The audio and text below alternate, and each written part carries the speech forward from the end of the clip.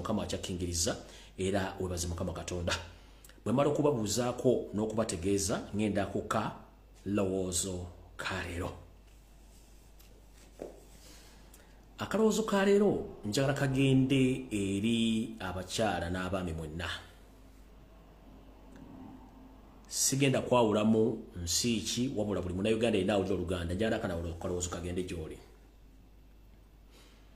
Si kya buvunaanyizibwa omuntu agamba nti okera ku makya n'ogenda n'otendereza oba n'osaala. Era ng'okoola nnyo Mukama Katonda akutaase mu bizibu by'olimu. Naye ng'ate ggwe agenda okusaba Mukama Katonda akutaase. Omutima gw'olina gusinga n'ekisiriiza okubanga mukyafu, gusinga n'olwazi okubanga mugomo. Muganda ng'obulenzi ne muganda ng'obuwala ekyo oba okola kya bwereere. Kwe kubanga okunyigira mu nzikiza ke kalowoozo ka leero. Gwe wenna Munnayuganda ali eyo ng'okeera n'osaala, n'ogenda mu Kereziya n'osaba, n'ogenda mu makyaki n'osaba Mukama yeebazibwe n'okuba ettende ery'amaanyi. Naye ng'olina omutima muddugavu, ng'olina omutima mugumu, ng'otta n'okutta, osobola n'okuva mu mbeera n'okola omuntu ekikyamu. Muganda ng'ekyokola kya bwereere. Ffenna Katonda gwe tutamanyi bw'afaanana yatutonda ng'abantu be era natwagaliza obulamu. Ne kati gwe atwala obulamu bwa munno ng'ogenda n'osaba. Gw'olowooza oba teweebuzaabuza ng'afuka anaaba. Katonda ono yatwekweka yalina ensonga lwaki atwekweka. Kubanga twandibadde tumubuuza ebibuuzo bingi nnyo nga talina ansa za kutuddamu. Yalina ensonga lwaki. Yatulekera ensi eno tugyeyagaliremu tugibeeremu n'emirembe. Naye eri abantu abatufukidde ekyambika mu nsi nga bo beefula nti balina obuyinza ku bannaabwe. Gwe musajja mukulu ali eyo. Eno message egenda sinzira katambi akatambula ku social media. Akamwana muwala limu kaba maziga agajjulujjulu eyajja Dubai okunoonya omulimu. N'awunzika nga eyayali n'omunoonyeza omulimu yamutuusaako ogw'obuliisamaanyi n'amuwereba ekirwadde kya siriimu. Musajja mukulu amannya go ntegeddeko ga Umaru. Nga bwe tugamba nti tosala gwa kawala nga tonnawulira gwa kalenzi, olwali mwenzija akalowoozo kano olw'emitima emikyafu. Oli musajja mukulu oba oli mukyala mukulu naye ng'okimanyi nti oli mulwadde. Kiki ekikuleetera omutima ogwagala okusiiga omuntu omulala mufaanagane mu mbeera mw'oli? Ky'ekibuuzo kyange. Naye ng'olina abaana naawe olina omutima okeera ku makya n'ogenda n'osaba n'otendereza era n'owaayo ekimu kya 10 n'ekirabo n'okiwaayo. N'ofuluma ng'okubya akabonero, n'ofuluma ng'otendereza Katonda, n'ovaayo nga Allah amaze omutendera bulungi naye nga by'ogenda okukola tebikwatagana byova kusaba. Muganda wange gwali eyo nkusaba n'obuvunaanyizibwa. Tekikwetaagisa kugenda mu Kereziya, kugenda mu muzikiti, kugenda mu kyaki, kutendereza Mukama Katonda naye nga by'okola biri byanjawulo nnyo ku by'otendereza Mukama mu basinzizo. Kibi nnyo. Ekyo okubuzaabuza ng'afuka anaaba. Njagala mukendeeze ku mitima emibi. Bw'oba okimanyi nti wafuna obulwadde, si ggwe asoose ate si ggwe asembye eyo. Tosiiga muntu atalina musango kubanga si yakuleetera ekintu ekyo. Eyakikuleetera mulala nnyo naye ate ggwe bw'ogenda ng'okisiiga abantu abalala kubanga ggwe ly'essanyu lyo kiba kibi nnyo. Abantu bangi bafunye obulwadde obwo si lwakuba nti babwagala nga tebategedde. Naye ng'oli akikola kagenderere ng'omukadde akogga yakikola asiga omuntu naye afuna essanyu. Ne bw'onoosiiga abantu 100 tekigenda kujjawo nti gwe wasooka okafuna ate nawe ogenda kufa. Bantu bannaffe mukendeeze ku ttima. Omwana mpulidde ku social media ng'akaba n'enkwatibwa ennaku mwana wa buwala. Yava e Kampala nga mulamu nnyo n'ajja e Dubai okunoonya omulimu. Gwe n'otwala advantage olw'okuba nti gwe ategeera gwe ayinza okutegeera abantu abali eyo. N'osalawo oggyemu empale omwekakaatikeko omusiige ekirwadde ate nga ntono kyamuyambye. Singa anaabera mwana we kyekigenda omutuukako. Jjukira nti lw'oyagaliza muka kitaawo lutta nnyoko. Essaawa zino kyewakoze omwana oyo somewhere kijja kuddira. Aliba mwana wa mwana wo oba aliba muntu wo alikituukako. Ebiseera ebisinga nze bwe mba ntambula mu makubo n'ensanga abantu basabiriza ddala abalema. Ebiseera ebisinga sitera nnyo bbawa ssente zange. Oba n'ensanga omuntu yenna ng'aliko ekizibu sitera nnyo bbawa ssente zange. Mbuuza lwaki? Simanyi lwaki Katonda gwensinze yampa omukka nabo yabakola bwe batyo. Kitegeeza waliwo ensonga. Omuntu yena gw'osanga ng'aliko ekizibu wamulalu manya waliwo ensonga lwaki mulalu. Gw'osanga mulema manya waliwo ensonga lwaki mulema. Naye tasobola gikubule Katonda bw'atyo bwe yamuleka abeere waawo wamwagalira. Kati gwe omuntu omulamu ategeera n'okola ekikyamu n'okwata omwana wa munno n'omwekakanikako n'osooka n'omusiiga obulwadde kubanga gwe nakyo yagala okuyisaawo nga ggwe. Abasajja njala tukendeze ku 15 minutes ghost. Nkiddamu abasajja mwenna gye muli njala tukendeze ku 15 minutes ghost. Abasajja ffenna tulina omuzimu gwa dakika 15 nti omuzimu ogwo gukwamukako oddayo mu nnomo senses zo naye ng'omuzimu tegunnakuvaako gwe gusinza okuleeta obuzibu. Kati musajja alina gyonna ne message njala gikusindikira mu kalowoozo ka leero. Mulekerawo ettima n'abakyala mulekerawo ettima basiga baana bamu obulwadde nga mugenderedde. Kuba ne bonoosiga abantu 10 tekijja kujjawo nti oli mulwadde agenda kufa. Ate ffenna bwe tuba tukkiriza Katonda buli muntu alina okusavinga ekibonerezo kyo olw'empisa embizi yaleka ku nsi. Buli muntu alina okusavinga ekibonerezo kye olw'empisa embizi waleka ku nsi ng'osaasaanyiza. Mulekerawo ettima. Abantu bangi nnyo bava ne boogera nti nze ndi mulwadde n'akiraga mu lwatu ensi n'emukubirenga n'emufuna nti hiro naye ggwe eyeekomomye n'otandika okukikola ng'osiiga banno oba olowooza okola ki kyokola ekyo kyokola banno bajja kikola omwana bajja kikola muganda wo ate kiruma musajja ggwe amanya ntegeddeko gawumalo naye sigenda genda into details kuba sinnamanya kiki ekyali wakati wo n'omuwala kubanga saagala kwogerera sayidi ya muwala nga sinafuna sayidi yo naye saagala sayidi yo olw'ensonga nti omuwala byayogera kirabika biyinza okuba nga bituufu naye Katonda yamanyi ffenna tuyita mu buyisi ke kabadde akalowoozo ka leero tukendeze ettima. Tukendeze ettima. Ngenze ku Kigula Ridge. Mu Kigula Ridge kya leero nakyo si kirungi nnyo eri abantu mwenna. Era tumiddeko buli omu yenna ayagala akanyomero kano ak'Ekigula Ridge nti mbaagala nnyo buli omu gye sinzira okulabira akanyomero kano. Mu Kigula Ridge kya leero tugenda kukijja oba tugenda kujja mu kkowo erigamba nti waliwo ezudde era weetegedde busobozi bwo buli luddawa lwaki buli wooli tosobola kubeera success oba tosobola kubeera nti muntu avudde mu kintu nodda mu kintu ekirala. Kati mu kalowoozo kano tugamba nti buli muntu bw'olemera ku nsonga osobola ogijjamu omulamwa. Tuvudde ku ki? Tujja ku social media kuno twogera ebigambo bingi nnyo abantu baali bangi nga tukola emirimu gyegimu naye wetwogera essaawa zino tuli batono nnyo mu nnamba lwa nsonga twabula kyekiyitira consistency. Consistency kwe kulemerako abantu abasinga obungi ekintu ky'okulemerako kyabalema olw'ensonga mulowooza nti bwogeza ku kino kirema oba olina okukwata ekirala nedda si bati bakola ebintu lemerako olaga abantu nti osobola era kiriba edda n'okugusa ekintu ky'otambuza.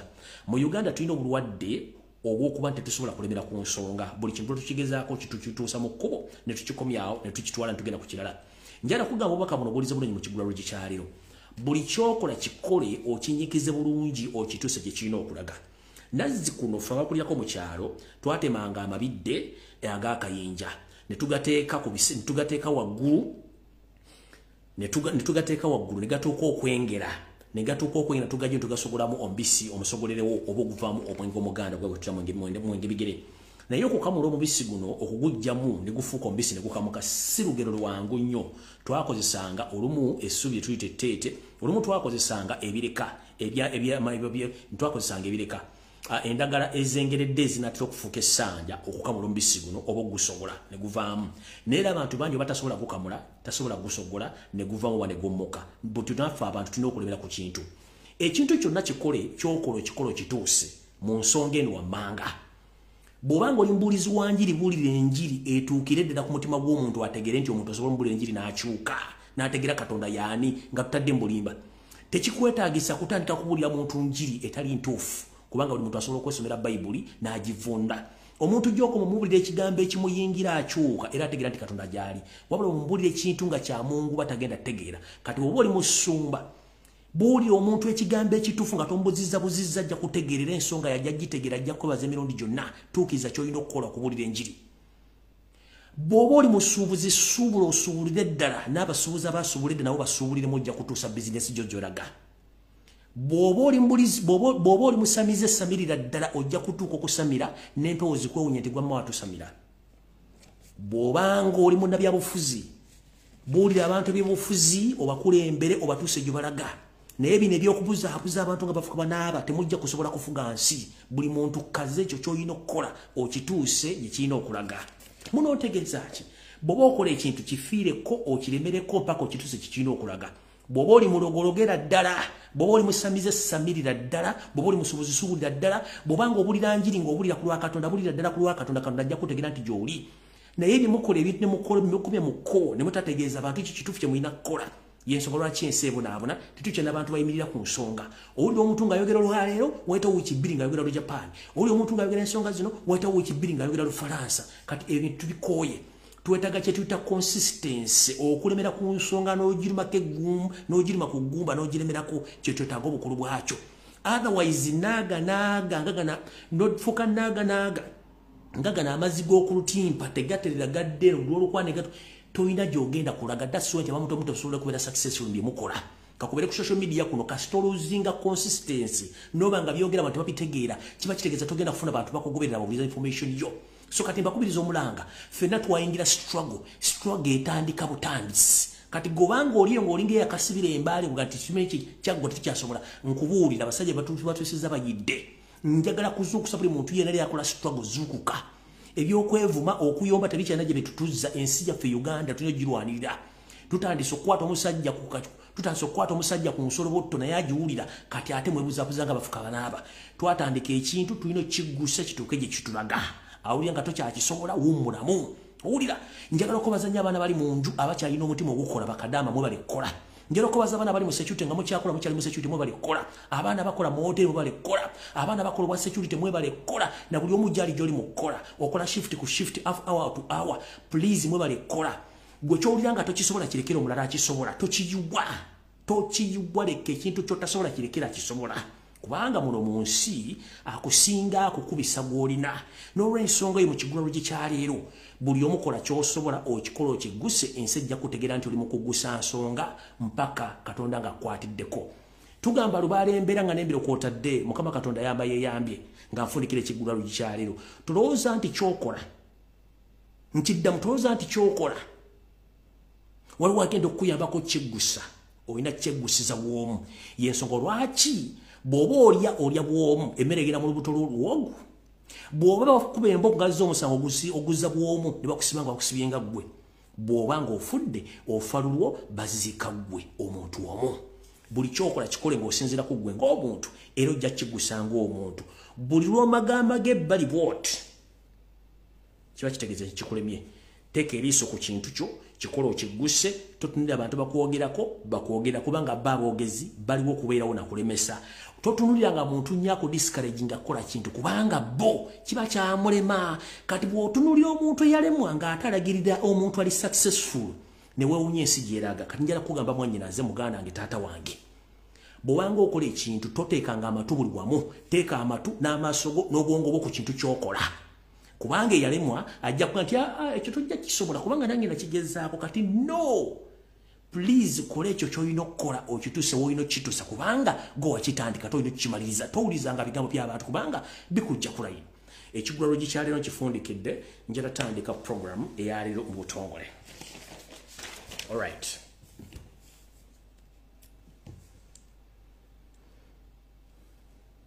ndowooza benjagala mu ntaagingire batuuse bulungi nnyo kuno kubajjukiza nga ntandika kuba sinatandika video ndowooza nzize mbasomesa ebigambo by'enjawulo ne mbabula ebigambo by'enjawulo ne information muzze mugira babeerawo mwadde muli awo nga ekitongole ekya National Bureau of Standards UNBS nga kigamba kigenda kutandikawo enteekateeka ey'amasomero amalwaliro n'amakampuni agasobola okuliisa abantu abangi obutaddamu oggula mmere etakebereddwa ku mutindo na companies entuufu ezirina okuleeta oba okubatunza emmere kino kiva mu kawaayiro ki remember nabagamba nti waliwo ekigambo kye tuyita monopoly ekigambo kye tuyita monopoly kiri mu luzungu mu Luganda bakivundula batya kwe kuba nti gavumenti ya Museveni ne babbi banne baagala okweddiza obuyinza bwa buli kintu nga balina obuyinza ku buli kintu nga Uganda kati sukaali Jeno Kahindo Tafiri bwamwinako obuyinza yasalawo ebbeeyi yagamba nti alinye yagamba nti abule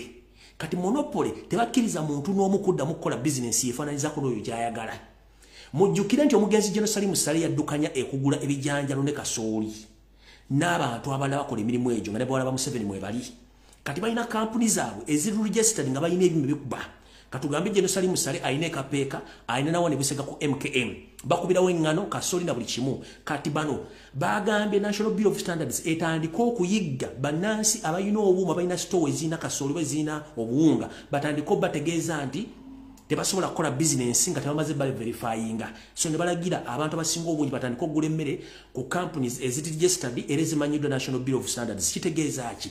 Bagezaako monopolizing business eno babengera ne business eno bagiri mucho. Kati abantu bonna bade bakola business y'okutunda kasooli, binyeebwa, kyonna kyonna ekiyitibwa nti kyakulya kikalu nakyo baagala kijja mu bannansi bakizze mu ngalo zaabwe, ekyo tuyita monopoly. Nga gwe business oyagala gikola bwomu, toyagala muntu mulala akole business. Ng'okozesa obuyinza obuli mu government kuba muli mu government, mwagala kujja omuntu abadde akola business ya wansi mubenga mumukola. Ekyo nakyo kikyamu nakibaga nti bagenda kikola ne mulowooza nti nsaaga kicho kituuse. Mbajjukiza mbujukiza kubanga tetunaba. Alright, n'okubajjukizaako ekirala video tennaba ne information sinagibwa mbajjukiza ku bintu byenzize mbagambe gye buvudde katono. Alright, nabagambako nti Museveni ye kooti era Museveni ye mulamuzi omukulu mu ggwanga. Ate ku myaka gyatuuse mutakyalimba. Ebintu abyogeranga bibiri. Yavuddeyo n'agamba abalamuzi nga batuuse okuba nti bagula obutula bwe nabagamba nti ye nga ye ku myaka gyatuuseemu n'obuyinza bw'alina takyakkiriza court order yonna mu Uganda kukola, nti court bw'eragira ekiragiro Museveni agoba bugambi order from above tokola ekyo, nti court singa eragira omuntu nti mute Museveni alina obuyinza obukulira omuntu nti temumuta nze njogedde nga ye, ekyo nakyo court yagitegeeza nti mulina buyinza ye court. Kati gwali eyo ngwagira Museveni sime biki mukitegere nti wono musajja ye mateeka ye government ye buli kimu okujonga baza kuba mu ggwanga tetunda kye tugenda kukola, ekyo nakyo nkibajjukiza mu kitegedde. So mwabayina emisango mu kooti namwe mukoze kamanye ng'akoza n'owebbwa. Alright, tugenze ku bodaboda. Mbajjukiza mbujjukiza najja ne mbagamba nti bodaboda mu Kampala bagenda kuwandiisa ennamba gye bawandiisa naye ng'ennamba eno negenda kuba ya SFC isoseemwayi nga mulowooza nsaaga. Ndoza bali mu Kampala mutandise okulaba kye mbagamba. Bodaboda ziriko muhoozi, bodaboda zivugibwa ba iso da basemwa eyo ba settings okubateka ku buli stage. Kati gwalinya boda mu Kampala owa boda natiko kuleta ekibozibozi ekikwatagana ebyobufuzi, please be very careful. Owa boda nagati agenda ku registeringa, please be very careful. Nabagamba mwenna bakozesa kitu tasimanyi safe border, simanyi Uber nguli mu Kampala. The moment kasolinya safe border noteka mu details zo location wali wegenda okujja ne wene ekuza. Singa omusajja oyo agenda akunyumiza emboozi y'obufuzi n'omuwali pulaba n'omuddamu kitegeeza nti ebigambo by'oyogedde olwedda amaze obifuna abisinikira bakamaabe bwe bakwagala bakukima wenyini bwe bayakujje. So bw'oba linnya boda omwaguzingeko bw'abagamba kufuna details zo wosula simanyi nanga mutu nini namba, please tobiwayo kubanga babagenda ku trackinga mpaka kubanga zino boda zonna ze baleese ndoza muzira bulungi nnyo zino zigenda okukola ekintu kye bagambye nti bagenda kutandika okutrackinga bannayuganda n'abanna Kampala. Era abasinga obungi nabategeeza mwegendereze nnyo business mugenda givaamu ababodaboda nga mulowooza nsaaga batandise okikola. Ekyo nakyo kibajjukiza bujjukiza. Video tennaba nkyabayitiramu ku mawulire genda bagambako edda agazigabeerawo. Alright, njala mutagingire wano abasajja ba ena namba propagandalist mwenna abeera ku TV ne mudda okwebuzaabuza ne mudden wano nzize nnwana nammwe ngambagamba bigamujja byoge naye bijja kuva emisera bitandika okulabika. Robert Kyagulanyi Ssentamu omukulembeze wa National Unity Platform era omukulembeze yalondebwa twawangula akalulu bitundu 9.5 ku buli 10 nga Museveni takuttemu. Naye abantu abamu ne batandika okwogera ebigambo bikikinifu bagenda ku TV biki simanyi nopefuna seta tobagamba Kyagulanyi yagaana okuyingira mu iPod era tajja giyingira kubanga yamanya iPod kyeki. Era nabagamba nti sijja kugiyingiramu kubanga eri kali kazanyo ka Museveni. Abasajja ne batambula ku social media simanyi Kyagulanyi afuna sente mu iPod, ntubagamba nedda mulete receipt mulete minutes batuula nga nupu mweri ne bagamba ate kati biki. Bannayuganda bali mu diaspora mwenna abadde bekalakaasa nga mwekalakaasiza ensonga nga nekyo mwasemba okwekalakaasa mwali Netherlands ne mugenda ku kitebe ekimu ekisasula ensimbi zino ndoza mwalabye ebyavuddemu. Ekitongole kino kyagambye nti sente zonna ezibadde ziddukanya omukwago gw'ebyobyona mu Uganda sente zisasiddwamu olw'ensonga nti ekibiina kya National Unity Platform bwe kiba tekiriimu ogwo si mukago era tegenda teekamu ssente.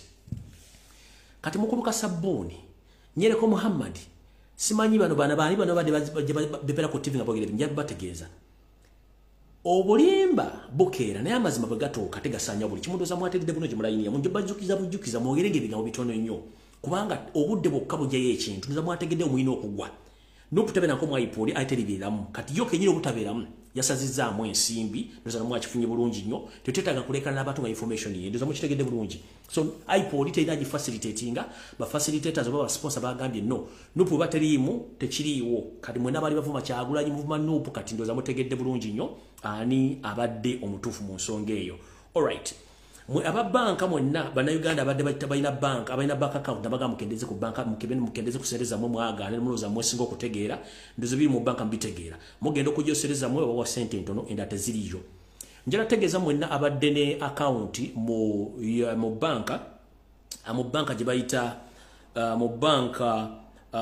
gye bayita UBA nga ebadde ina branch mu Kikobo bambi oba badde ina account ngoli musubuzi genda ku headquarters za UBA obabuuze sente zo gye ziri kubanga UBA kiwa Kikubo branch yagaddewo permanently nga tekyalina business nga n'ensimbi tezirina so neseyo ka banka nyingi lwakubezi muziti okwogera tezigenda kuva mu business kubanga economy eri wansi jukira banka zino ziteeka omusingo mu banka ati singa customer bank eggalawo Bank of Uganda n'omusasula naye ekisinga obuzibu Bank of Uganda yenyi terina sente yensonga lwaki tebanateekawo Governor Bank of Uganda kuba talina kyagenda kugavaninga nchiddamu yensonga lwaki tebanateekawo Governor Bank of Uganda kuba ne Bank of Uganda terina series egenda kugavaninga oba Governor tazeeza agenda kugavaninga kitegeeza muli mu katu akatagambikako alright nkyaba wasina agenda ku information munkwate mpola information nina nyingi nnyo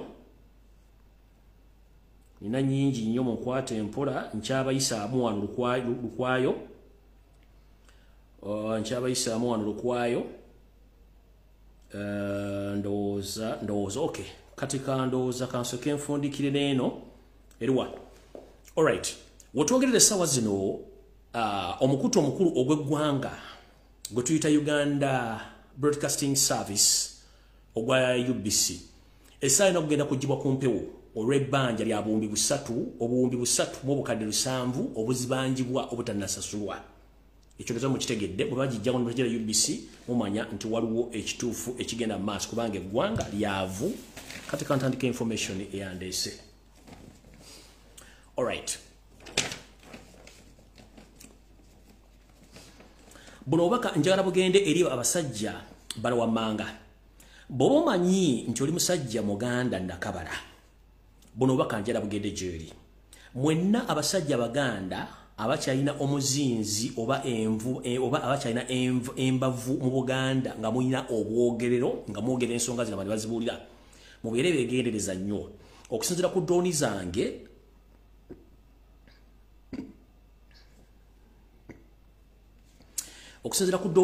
empapula zezalabika ensayiningi nga zigenze mu kitongole ekitulugunya ekya ISO ne SMI zangambibwe ziti ntitegeeza abo bonna ba influence Baganda abakyali mu Buganda nga bano bakimanyi bulungi nnyo tebakwatagana na Kaloli Wasanya Salonga Mulengejja Mr. RJ mu Buganda nti eyabalula esiridde papula zamaze okusayiningibwa mwenna abasajja n'abakazi abategenda okusungibwamu olumwe nti muyinza okugibwawo nga nina bugisimufungize era bano abantu bano wammanga omanyi nti ogwa mu kiti kino naye nga tokkiriziganya na Mayiga ngero kimanyi tomwagalira kodda ku bintu byakola wuuliriza nnyo ng'oli wasaza ng'okulira essaza amagamu musaza mu Buganda nga tokkiriziganya na Mayiga bwe baddamu otegeko omukole Mengo osobola okgenda naye tolya n'onywa oba n'entebe gy'ogenda otuulamu gyegendereza ennyo ng'oli wasaza abennyiriri mu Buganda ng'omanyi nti olina olunyiriri lw'okulira Mayiga bwe baddamu okutegeka omukolo gwonna Mengo tonywa tolya n'entebe w'otuula weegendereze tugenze kuba emituba bwe bamanyi nti oli wa mutuba wenna ng'oli mu Buganda ne bakola omukolo Mengo mu Buganda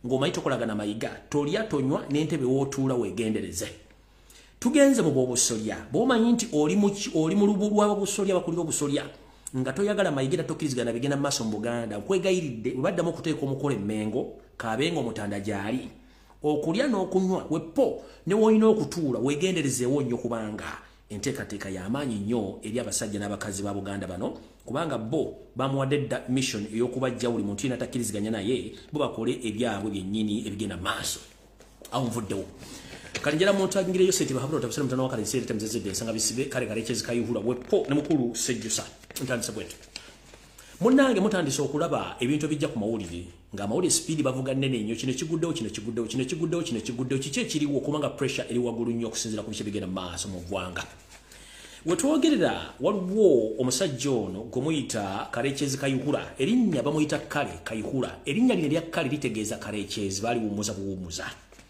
Karekyezi Kayihura okusirikira temubuuza nti gyataliyo gyali bulungi nnyo akola emirimu gya Yoseti babula otabasa mutano wakaziseera tamuzeze desanga bisibe nannyini toilet gyatambula nayo boda to boda kubanga mu kuwaluka n'embaata emaamira temumanyi kubanga yagisinga ennaku zino kubanga atambula walukira eggwanga lyonna yensonga lwaki yeegulira toyi asobole okubanga mwawaluka wetwogerera essaawa zino omusajja ono Karekyezi Kayihura gyabulidde gyali mu kukola emirimu gino bali mu kutendeka abayeekera abagenda okuba nti bateekwa mu bitundu bya Buganda okulemesa bonna balina essuubira lyegadde okuyeekera Yoseti Obasero mutano wa Karekyezi era nga Kayihura ono ali mu ne Museveni wepo ne musajja omukulu ne yeeta Sejjusa eyeebuzaabuza nga afuukaana abantu ali mu sisitimu ate nga mwali Karekyezi Kayihura emirimu gino agikolera mu bitundu by'e Masaka era nga kati ali mu kutendeka abasajja n'abakazi naye okusingira ddala ate batwala baana Baganda munnanga omwami ono Karekyezi Kayihura emirimu gino agikolera ku faamu ye eri lya Ntonde ne faamu endala ebitundu by'embalala egyakolera emirimu gino nga batendeka abayeekera era ndowooza gye mufuddeyo katuno wiiki eno nnyingi tugenda okukuba oluku mu mutwe mwavudde ne mulaba amawulire nga batandise okwogera nti balabye ebibinja batandise okukwata ebibinja by'abayeekera mu Buganda mu bitundu eby'enjawulo kino it is part of this mission Kayihura gye bamukwasiza n'omukulu Sejjusa kubanga be bakola ekintu kino okuba nti bakola ebintu bino mujjukire ne mukoddomi w'embuga gwe betuyita Henry Tumukunde y'omu ku bantu abalina obubinja nabwo obutendeka abayeekera mu Buganda naye nga butendekera mukoddomi we Yoseti babula otabusere mutano wa Kansese nsi yaleeta muzeyizedde ensanga bisibe nyini toilet nga bakola emirimu gyegimu njala kubuuza bukyanga okulonda kuggwa leo zemuno Henry Tumukunde bukyanga okulonda kuggwa leo ddemu n'owulira Mama Mbabazi nedda waliwo ddemu n'owulira muntu yenna kubanga bakola omulimu gwe gumu kubuzaabuza ofuge kati bino byera mu bitandikiro okuwulira mawulire mbu simanyi waliyo abayeekera no bino ebintu byonna Museveni Karekyezi Sejjusa bibali mu kukola ebintu bino ne Henry Tumukunde bibali mu kukola ebintu bino nti ye baagala kuba nti bateeka buli kintu kyonna ekisoboka okubanga bakola ebintu bino okubuzaabuza bannayuganda ndoza mukitegedde bulungi ngenze mu maaso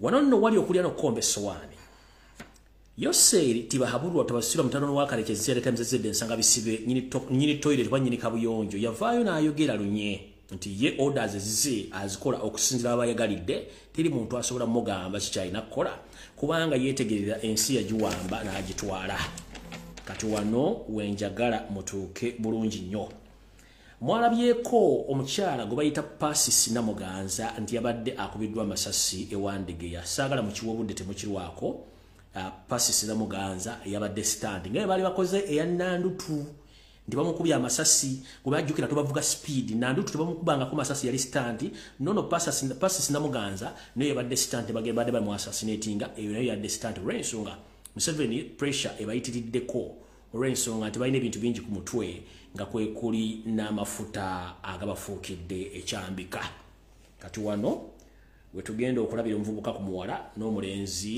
mu nsonga zino wammanga kano ke kamu ku katambi akabalaga nti bano abasajja oba mu missioni zaabwe kansoke zijja nabagamba nti bw'olifuna omuntu yaliko mu nsiko ojja kutegeera Museveni yaani biki byakola balina missioni esooka yakutta baganda bonna bamalawo missioni ey'okubiri yakubba nakusaanya kati bino ebigenda maaso saagala gabere mawulire ntera muzuukize buzimu nti abasajja tulina babbi one Museveni akimanyi simu na Uganda n'akakundi ke konna bakimanyi bulungi nnyo lwakuba nti mu myaka egiyise ebadde teri muntu asobola kwogera nsonga zino nga bwenzogera obanga omukulembeze wange yakumyeyo gwe mumanyi oligino bwabadde bwe yazoogedde ennaku bbiri mabega abasigadde bona badde boogera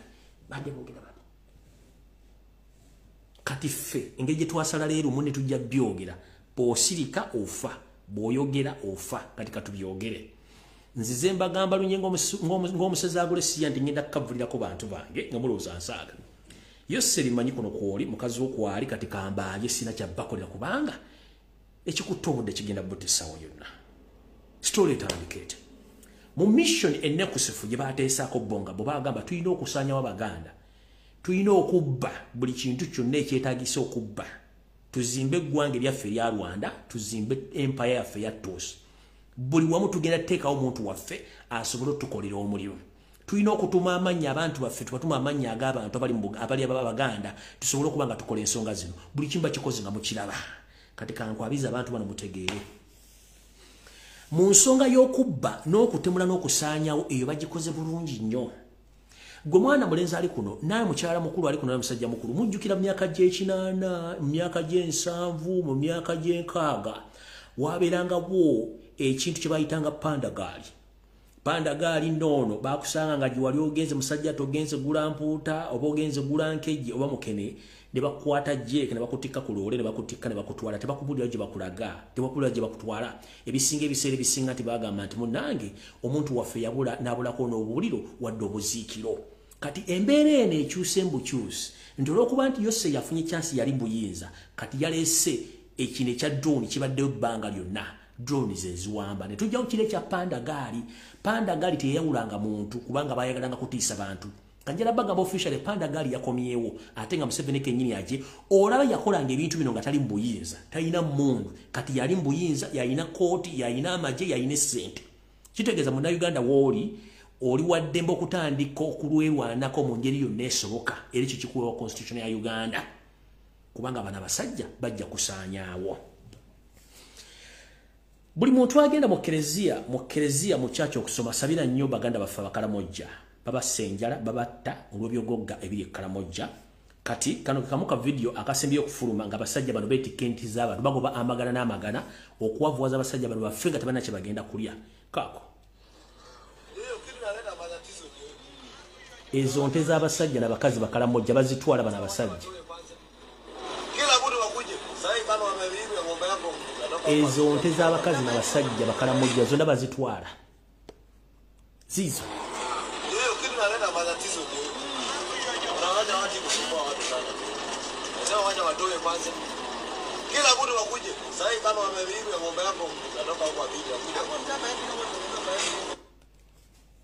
Oza mukitegedde bulungi abasajja n'abakazi Abakaramojja babatwalidde buli kintu.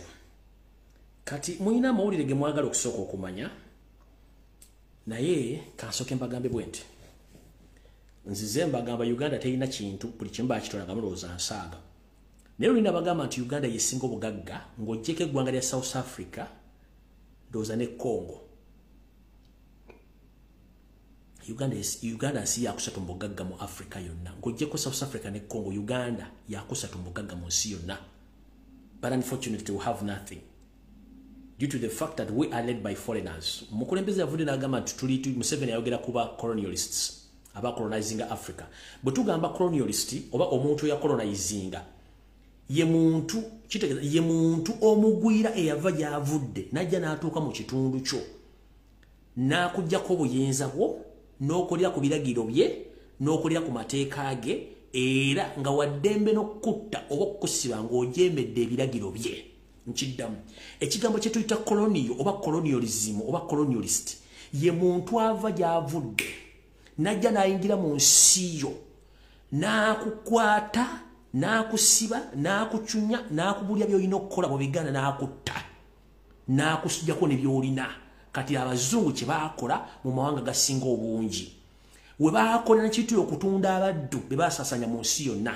Kati omukulembeze yakibanyonyeddemu nti ne Museveni kennyini agamba nti alwanyisa ba colonialist ng'ate yabakolera. Museveni is a black colonialist.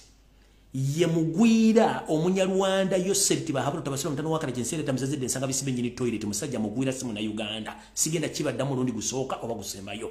Museveni simu na Uganda kuno kuoli Yose ne bokanula amaaso ng'ente erinnya lole gye banywezeza omukire ino okugulinya ne bonokanula amaaso ng'embaate wuta supu ku kyoto.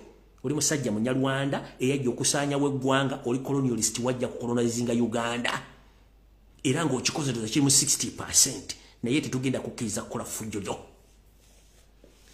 Kino kitegeeza banna Uganda nti yenna ali eyo ng'owakanya omulimu gwe tukola njala sooka kuga buli muntu yenna wagira Museveni aba yayiyika Windows ng'entegerayo naawe nfu nnyo to the extent nti olowoozanga yoyogeranga ye teri muntu wa NRM ng'osobola tutulayo ku mmeeza n'akubula ebintu ebiri mu magezi tekisoboka.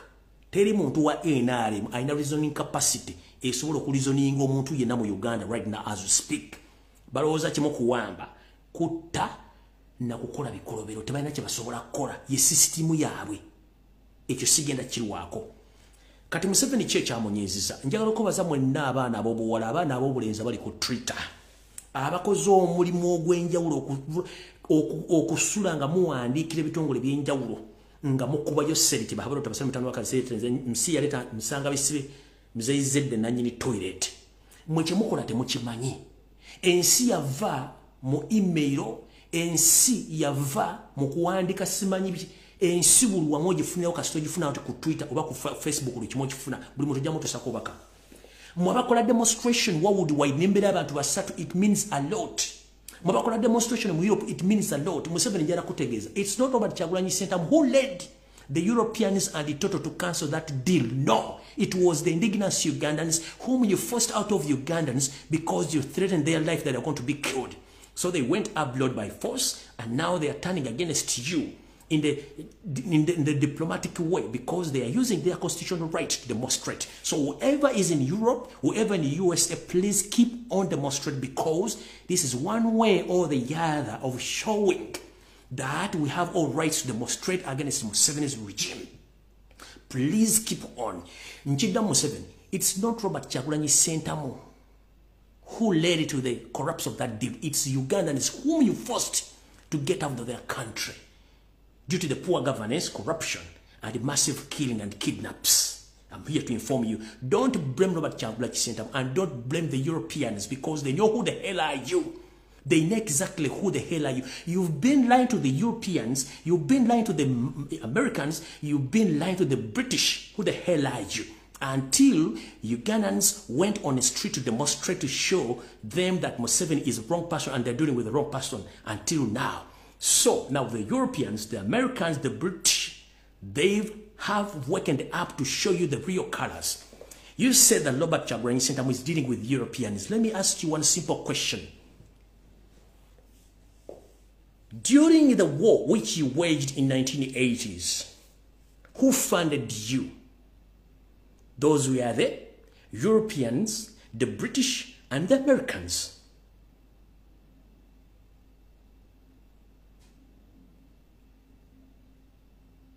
Hope you copy that. So, if we are to fight you, we are not going to inform Ugandans. We go straight to those Europeans, the Americans, and the British to tell them that the person whom you're funding is killing Ugandans. And they review our reports. They monitor our demonstrations. They monitor our tweets across the world where Ugandans reside. And they make decisions. So don't blame Robert Kyagulanyi Ssentamu. Blame yourself because you failed to control yourself. Because you came to destroy Uganda. With your mission of expanding Tutsi dynasty in Eastern Central Africa, which you can't manage because you've run out of time. Tokyalina budde. Tolina budde. So toddamu kulumba Robert Kyagulanyi Ssentamu. Ffe tubadde tulina okuloopa. Mukama Katonda ali busy nnyo, ali Syria, Mukama Katonda ali Ukraine, ali eri amataba gye gali kati Mukama ali busy nnyo kuloopa ekiyinza obutatu ayinza okutwala obudde tuyamba. Kati gye tubadde tulina okugenda. Tubadde tulina kugenda mbakama abo kubategeeza nti omukozi gwe mwatuleetera omukozi mubi nnyo. Omukozi bwe tugula enva azisibamu ebyayi, omukozi bwe tufumba enva ekirazuuka n'azirya ate tukeera ku makya okubuuza yalidde enva ate nga tukuba mbaana. Kati twebuuza omukozi w'omwami akola ki? Ntubalaga obubi bwo ko bali nti bwe kiri nti ye kale kati kino katukijjewo na kino tukijjewo era kye baakoze si Robert Kyagulanyi Ssentamu. Kati mwenna bigga kulabadde mu demonstrations abali ku Twitter mubalirimu balire ddala. Bana abasajja twagala tubalage nti okusirika si busiru n'okutunula mu kyamulinga essalambwalize tuba tetulaba bulungi nnyo buli kimu tukitegeera. Okitegeera kati gobanga tukozesa ba colonialist bani abakula tebali ba colonialist bani abadde bakufandinga bali bakuwa ssente ba colonialist kubanga ssente zibadde okola mu Uganda Revenue Authority obadde oziteeka mu nsozi nasibira ku Okero House ziyamba Natasha Diana ziyamba Muhoozi ziyamba naggo ku bigulu yakulwanyisa. Kati njera kubuuza as we speak right now, every Ugandan is supposed to pay 1.8 million Ugandan shillings. But ask yourself, why are they going to pay that money? Because you went in International Monetary Fund, you went to World Bank, you bought that money, which was supposed to do projects in Uganda. But unfortunately, all that money was stolen by your family and yourself. So we are here to pay the debts which you failed to pay and the debts which failed to do things which are going to be benefited for Ugandans. So we are going to pay the debts which you ask for those people. The money which you asked for developing Uganda, but instead you use that money for your personal use. So it's you Ugandans who are going to pay back that money. But njala kubuuza sente zo collecting mu Uganda Revenue Authority zikola kiti zirina. Kati bana Uganda bagenda sasula kadda kama mitolo kina buli omuna agenda okuzaliwa natanazaliwa basasula za kirazi badde zibakolede kiti kiri okubanga sente wazibba. Kati badde tulina okudda yeri tubalage nti omuntu gomwatu wa mubbi mutemo atemula ne tumulaga buli kimwe kiriwo. Kati yesawa gakubugumyo ojja kutegera kitegedde bulungi. Katwagala kutegeeza ensi wogira basibu etambula fe tuli balala nnyo tetuli baleero. Okitegedde bulungi nnyo. Kati mukulu njagala kutandika okuvira ku ntono banda Uganda muwulirize wano nnyo. Nabagamba Uganda buli mwaka efulumya ttani 8 za gold. Uganda produces 80 tons of gold, pure gold every year. But if you ask the parliament the accountability of that gold, even there is not even a single MP can come out and explain. Even Museveni himself can't explain. Even the Speaker of Uganda can't even explain, including the so-called, but he's not there, the Governor Bank of Uganda. Tufumia tani 8 za gold buli mwaka. Ne gold ono wa Museveni ne family ye. Kati ko bagata go babbe Kongo okujja okukola byagala. Kani njala kababuza. Tetulina buyinza ku gold ba mutwala. Amafuta ngenda basomera ebintu bino mugenda kutya. Tetulina kyetulina ebintu bino babibba. Tulina Uganda kyetulina. Kani njala tandika bwenti mulize bulungi nnyo. Buli jomba gamba tetulina kyetulina nga mulowooza nsaaga ekisokera ddala. Kampuni gye mulowooza nti kampuni ey'amafuta eya Total, in fact kansooke eno. Yes, kansooke. Kansooke mbikire banna Uganda. Mutage ba MP njagenda later. Kansooke mbikire gwanga mbikire ne ba MP mwena muwulize bulungi nnyo. Buno baka bugende eri ba MP mwena ne banna Uganda mwena ne Museveni kwoli kuno. Njagala kutegeeza eggwanga. N'abasajja mwena ab'Ebonyoro njala babikira. Njala bategeeza n'obuwombeefu. Nti banna Uganda bannange kitalo ddala. Twagwirirwa ensega, twagwirirwa enzige mu ggwanga ezisaanyiza buli kimu. Bannaffe ab'Ebonyoro wepone banna Uganda, wepone ne parliament ya Uganda. Mubadde mukimanyi bulungi nnyo nti endagaano gye mwakola y'amafuta mu Uganda mwakimanyi nti amafuta mugatunze nga Museveni abawo ensimbi ezammwe ne mulyamu ne bwangwa. Naye bwe twogera Uganda egenda mu kattu ke kaluwa. Bwe twogerera essaawa zino okusinziira ku drone zange eziri mu bitundu by'Ebonyoro ewali amafuta. Ekisookera ddala ebitundu 75 ku buli 10 amafuta ga Uganda gaatundibwa ddala ne gasimbibwa ne gafulumya eggwanga Uganda nga tegayise mu pipeline nkiddamu. 70% of crude oil from Bunyoro region was sold on black market.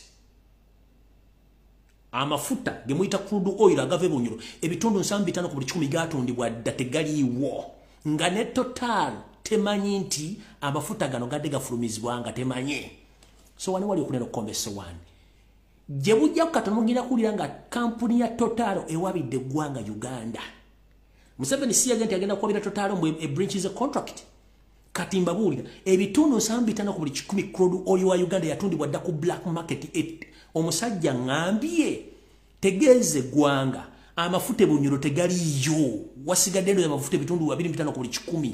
Ebitundu 75 ku buli 10 amafuta gaatundibwa crude oil taliyo mu ttaka natera n'okugwayo. Reason being, mulirize one. Total doesn't know what is taking place exactly in Bunyoro oil fields. 70% of the crude oil was sold on black market on orders of Museveni and his mafias. So soon or later, don't be surprised if Total comes out and sue Uganda as a country due to the breach of contract because already crude oil was sold on black market. Ebitondo 75 ku buli 10 byatondibwa. Kati wulira nno wali okulya n'okukombesa wano. Mwenna abadde beebuzabuzanga bafuka bana batemwagala kulira information eno kati muwulire bulungi.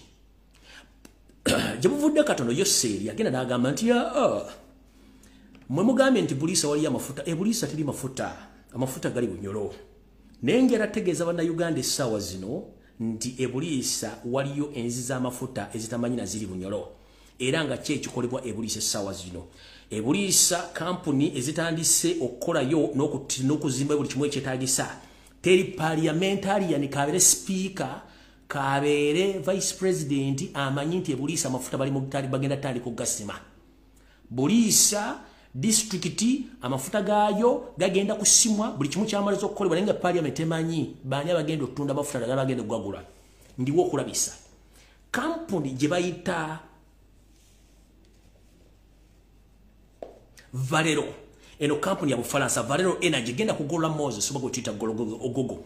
Okebera kampuni gye bayita Valero Energy company ya Bufaransa yegenda okusima amafuta ge Buliisa. Naye mu parliament bakisomanga koti kino bakyogereddeko nti kampuni eno yeguze amafuta agali e Buliisa.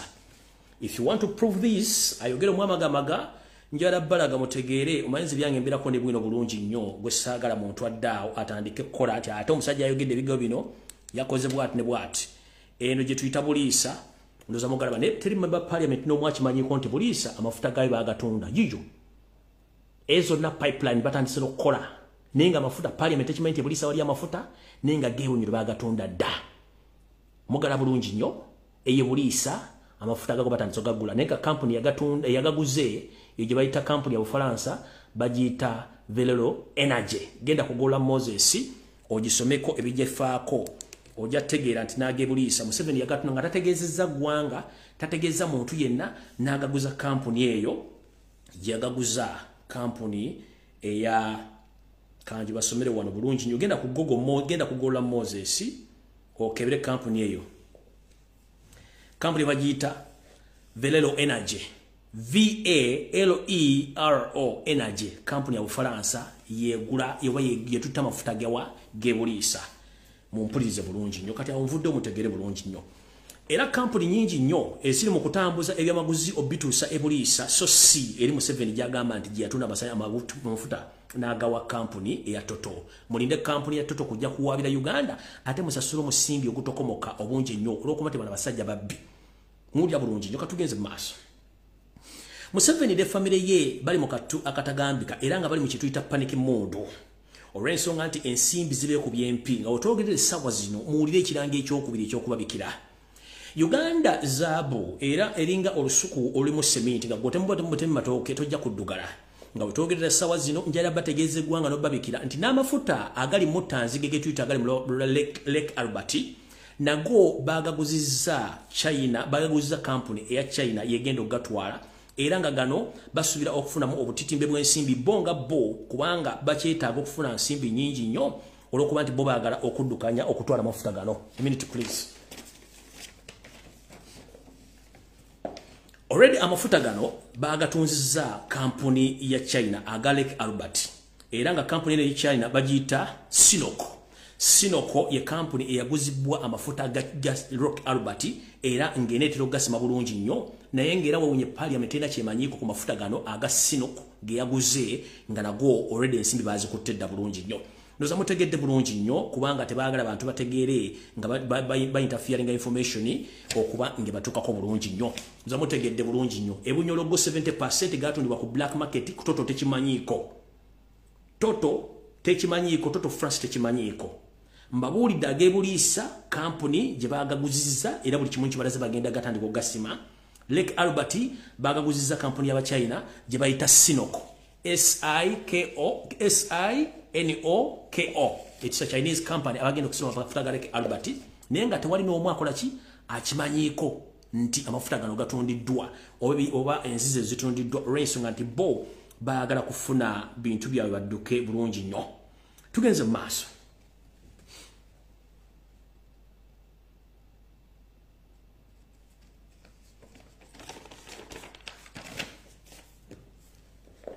Kati wano nga sinagenda eyo njala sooka bajjukiza. Alright. Njala sooka bajjukiza. Mwenna bannayuganda njala sooka bajjukiza ekintu kino. Mwenna basaba bali mu America ne basaba okugenda okukola kye tuyita petition ku visa ya Muhammad Nsereko bagisaze mutajja mu ggwanga lya America. Mwe bali nnyo baliddira omulimu ogwo okuba nti mugukoze bulungi nnyo mukipinge on twetaaga abantu bangi nnyo. Oli mu njuyo genda ku website ya American Migration oba ku American Embassy mu Uganda mugiwe buli kimu kyonna Nsereko kye yakozesezza okusima omwa gw'abantu viza bagirivoking kubanga yaganye bannayuganda okukola ki okwekalakaasa. Remember Article 9 mu ssemateeka wa Uganda etuwa buli muntu eddembe okweyogerera n'oyogera ky'oyagala. Kati yono omusajja omuwumba Nsereko Muhammad kiyakoze n'aleeta etteeka ate eri contradictinga ne Article 9. Already waliwo etteeka erikkiriza bannayuganda okufuna freedom of speech, freedom of expression. Ate n'akola etteeka eddala nga li contradictinga ne Article 9 mu constitution erigamba mbu ate bannayuganda tebateekeddwa ku expressing themselves, tebateekeddwa kwogera, n'akola etteeka eri contrary ku liri. Kati who is fooling who? He says that he is a lawyer. Naye atawoza nkuwadde omusango gw'enkoko nti bagijjeeko ebyoya byayo. Tawoza nkuwadde n'omusango gwa kabizi nti kayise ku muzikiti nga kamenye ekiteeka takikolangako. Wabula mubuulire genda kukanula maaso kuwandika amateeka ate already agali mu constitution nga gali contrary ku liri eririwo ne bwebuuza who is fooling who? Mbaga nti brain is a monkey, cow mentality, bano bategeera lwakubiri nga mulowooza nsaaga. Kati mwenna abantu abali mu America, kwata laptop yo, kwata essimu yo, genda ku website ya migration eya America, ku border control units zoneza migration muwandikira abantu abo, American embassy eri opening, muwandike musindika baluwa, mulabe ekivudde mu demonstration.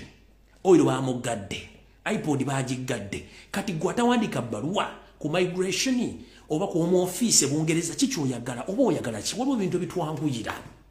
Just pick up your phone, write your message, send the message to home office complaining about Nsereko Muhammad so that they revoke his visa. Abenga asigale Uganda jetagala freedom of speech abereyo. Aina visa ya America, aina visa ya Bungereza. Mu Bungereza aina omukazi gwagenda okuwasa n'empapula certificate zafuluma. Byonna mugambo musajja ono yakawasa abakazi 7 abalina ng'abagoba. Kyeki mwagalisa kubanga bakimenti government egenda kyuka bajja bakwata. Please muwandikire home office etteeka yalikoze ate gyagala okujja wali freedom of speech. Okwata essimu yo n'owandika ebbaluwa ne bubanga wandisa paragraph 3 n'oteekako buli kyonna ekikwata ku Nsereko tekirina kikujjako. Okuwandika kusindika message ku home office oba ku American ku British Embassy tekirina kikujjako. Tetugenda kutumagula mundu oba gula sasi bagula kino. Oli ku laptop yo, oli ku simu yo, gola Moses wali website weziri muwandike muteeke mu complaint zammwe. Omusajja ono asigale gy'alina okubeera. Twagala nti bw'abanga Uganda gifudde kiyumba kya mbizi nga naffe bannayuganda tufudde embizi, kati naye yennyini afuuke embizi asigale mu Uganda ffenna tubeeremu nga tuli mu kiyumba ekyo kisambiramu ettaka. Lwaki ava mu kiyumba ky'embizi n'agenda ku seminti w'e Bungereza? Lwaki ava mu biyumba by'embizi byaga nti Uganda nfu agende mu America? Mu America baagirwanira gye bali. Lwaki mumuleka ayinaayine ng'embuzi eyasize ekibya? Muwandiike. Olina essimu, olina laptop, osobola okukuba essimu n'obagamba ne musajja bwati state agent yakoze etteeka bwe liti eririnnyira eddembe ly'obuntu. Kati ate Europe ye teyagala kumanya ddembe ly'obuntu kasita oyogera ku ddembe oyo oba owedde. Omusajja mutuyambeko ng'obudde bukyali. Mukitegera bulungi jjo, mutuyambe ku musajja muwandikire home office, muwandikire migration department ya America, American embassy mugiwandikire, mugende ku tweet ku bajja mubawandikire. Bwatubanga akola fujjo ffenna tusigale mu Uganda nga tuli bakyamu naye asigalemu. Omweyaddugalira ng'enzizi asigale mu Uganda nga tavaamu. Aleme kujja Bulaaya kubanga Bulaaya gy'ayogererako abantu baagirwana. Mukitegedde bulungi? Sigenda kudda waawo. Ekyo nga nkimaze. Njala mutagingire omukyalo ono eyita Permanent Secretary wa Minister of Health. Mukyalo ono yani mukyalo oyo mwanyi ali mu Luganda ku Museveni. Atwinemaana. Muntagingire Twinemaana. Bamuyitani amanya gagenzi. Atwine oba ya Atwine, I don't know. Mama wavuddeyo n'otula mu kamera n'otunula bw'oti nkowozesa omuntu kankulaga abantu. Manyi buno obulimba twabaga musomanga kituta sign language. Omuntu wamubbi tabula. Bwamutemu tabula. Yeebuzabuzanga afukaana abatabula. Njagala kumulaba wano bannamuti uno. Omwami omukyalo omulaba yavudde n'aga nti Uganda eyina yafunye ekirwadde ky'Ebola. Yomulaba. Mu sign language and body language ono omukyala aba yasibiddwa dda. Yazze okukola ekintu kino nga balina kye bagoba kye kiruwa.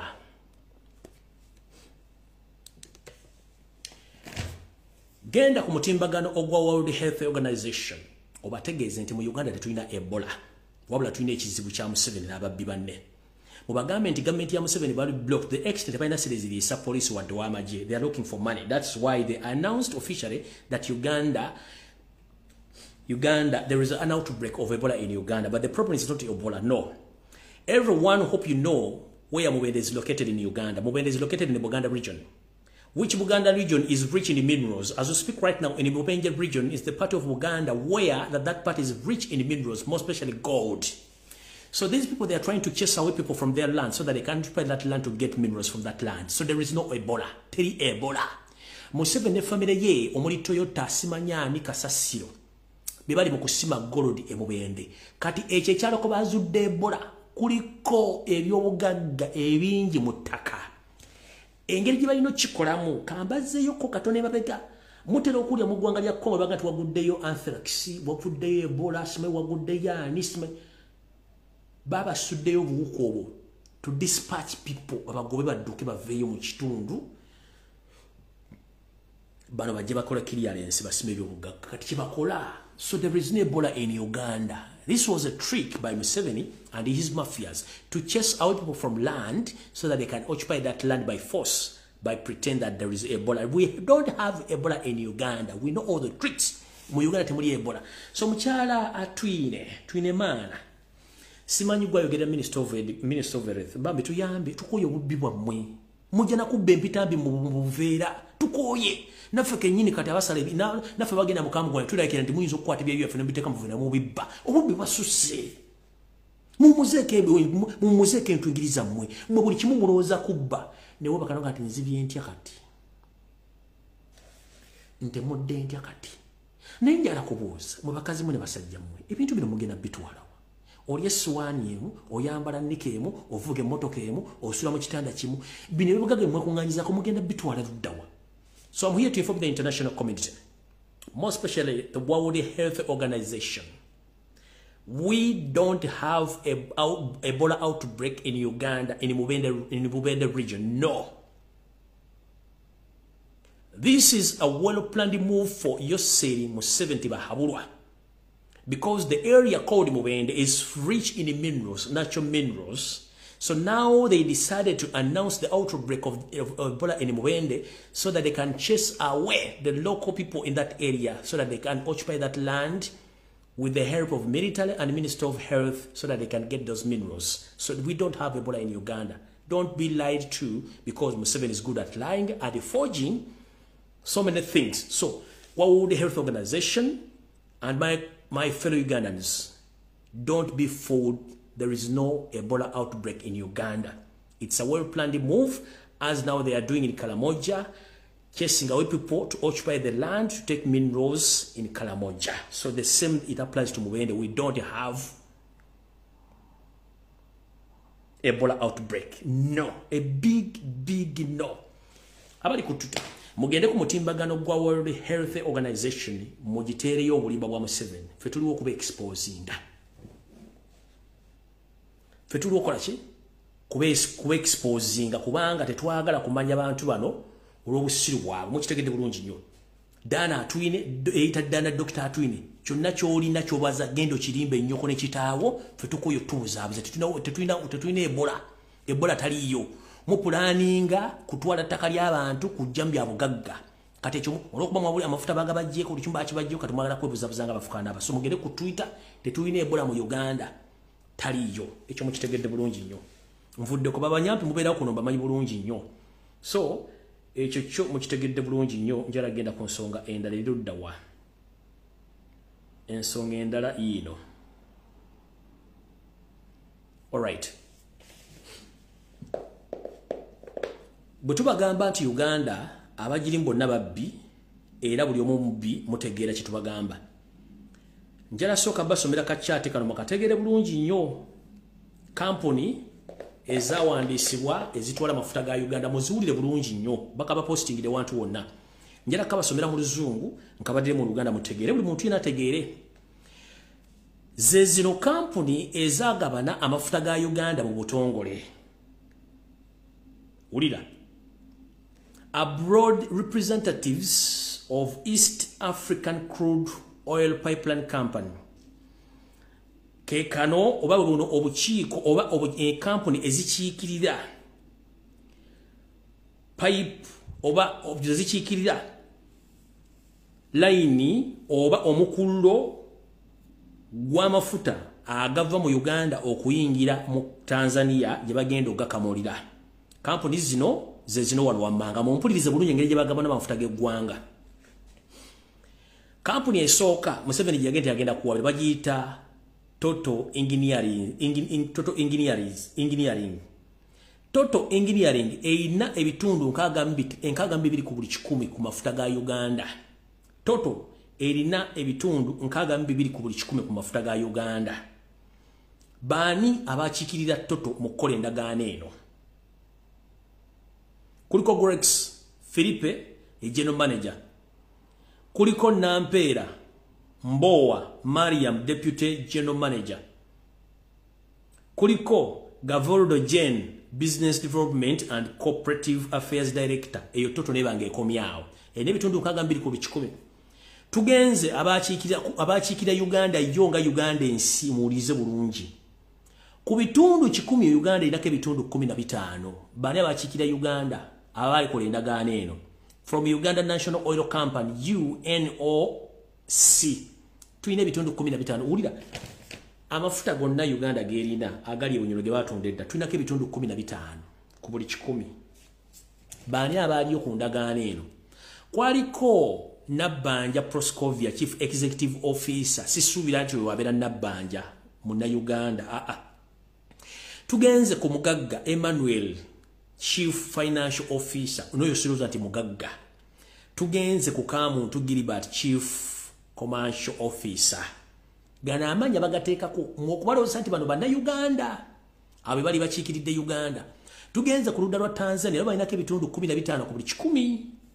Kati ngeno Tanzania ekiikirirwa Tanzania Petroleum Development Corporation TPTDC erina ebitundu 15 ku buli 100. Kuliko Dr. Matioji James Peter, Managing Director. Kuliko Njinja Michael, Commissioner for Petrol and Gas, Ministry of Energy. Kuliko Musovu Safil Fahamel, Monitoring and Evaluation Manager Tanzania. Tugenze abaliwo ku lwa China. Kulia ne China yagatwala ko ine bitundu 8 ku buli 100. Abava mu China bebaitaba Chinese National Offshore Oil Company CNOOC baine bitundu 8. Kuno kwe kuli Chen Zoa ye president nenga atula mu Uganda. Kuliko Hu Wenjei ye vice president ira nenga atula mu Uganda. Ulira kuliko Song Yunping ono erigo and commercial department manager. Kati kugenda ko abawandiisa baliko. Kuliko Muhwezi Samantha ono ye muwala wa Jimo Muhwezi.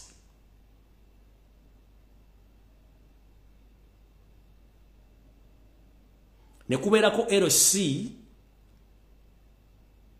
ono LC Smile Secretaries Limited ono ye muntu endagaano nebeera bwetyo. Age mafuta ga Uganda geje gagabano wamugala bulungi nnyo.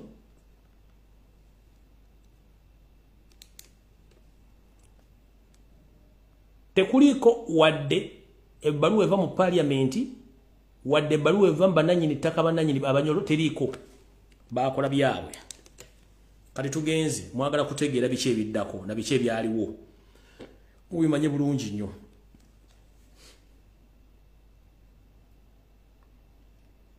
Kati Samantha Muhwezi ye legal director of Total Engineering. Kampuni eno weewuunye terina mu Uganda. Kampuni eno esangibwa mu ggwanga ery'Abongereza nga ye current office yaabwe gyeri. Eri ku 23 officers / 9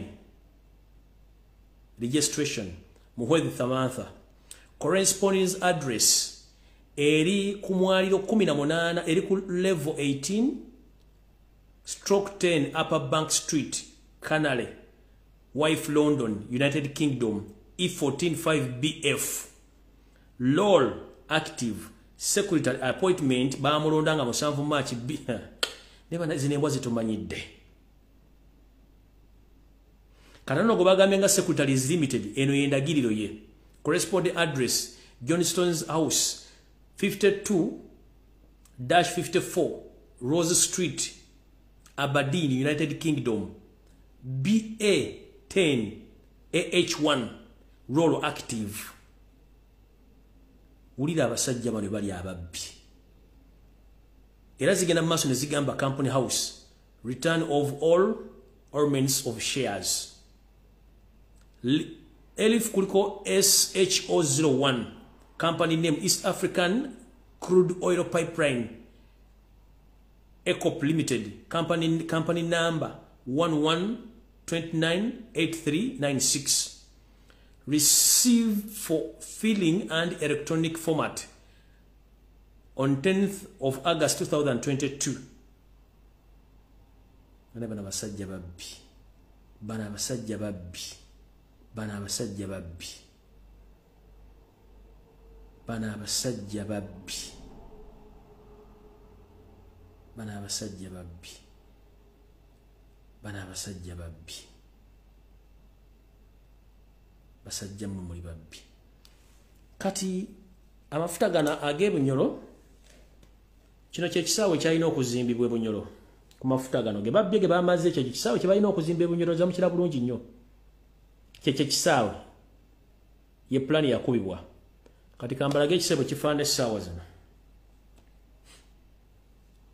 Ekisaawe kikyo kati bwe kifaanana. Kweri plan gye nabalaze kati kye ekisebo ekito bwe kifaanana. Bantu bana kye basobola tukolera mu ggwango kujjako okutubba obubbi. Ekisebo ekito bwe kifaanana kyobula nono yagamba tagenda agenda y'ekigula kubanga already n'amafuta bagamalayo dda kati tebalina kye batwalayo. Kikyo bwe kito bwe kifaanana. Naye ng'eno original plan kansooke mbalaga original plan yakyo. Eno original plan mugirabye bulungi nnyo. Iyo original plan y'ekisaawe eky'ebunyoro gye babbye amafuta gye bagamaze. Kati bwe kiti bwe kifaanana. Bwe kiti bwe kifaanana. Kati mwebuuza ani mubbi ani aggwa malawo gwa bwe kiti bwe kifaanana. Ndoza mujja kutegeera. Kati ngenze ku nsonga eringa eddirira esembayo nve wano. Nabagambye mutagingire mukulu Frank Gashumba ndoza njogere ku nsonga ze nve wano nkole n'endala. Mali n'okunywa ku mazzi nga ngenda awo.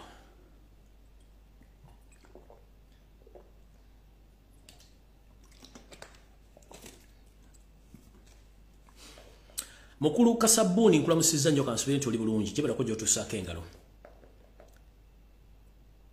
Nkulaba otambula ku TV ez'enjawulo ogenda oyogera bikikinike weekaza okubya ebikalu linga kapiso ezaddawo kkala. Manyi gwe mukwesane kateri akwatira nsawo.